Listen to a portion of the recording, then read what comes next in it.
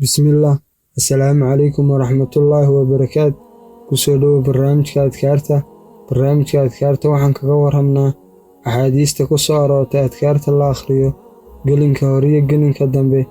Adkaarta aan ka warramayno anna rasuulallaahi sallallahu calayhi wasallam qaal man qaala idaa asbax laa ilaaha ila allah waxdahu laa shariika lah lahu lmulku walahu alxamd wahuwa calaa kulli shayin qadiir. nebigu calayhi salaatu wasalaam waxa uu yidhi qofka akhriya waxa u sugnaaday addoon xoraynteed oo ah tafiirtii nebi Ismaaciil. Alla waxa uu u qorayaa 10 xasano, waxa laga tirtirayaa 10 xumaano, waxa kor loogu qaadayaa 10 darajo, waxa uu ka ahaanayaa xirsi ama ilaalin shaydaanka. Adkaarta aan akhrino gelinka hore iyo gelinka dambe si aan u helno faa'iidooyinka uu nebigu calayhi salaatu wasalaam inoo sheegayo. xalqadeenu halkaa inoo joogto.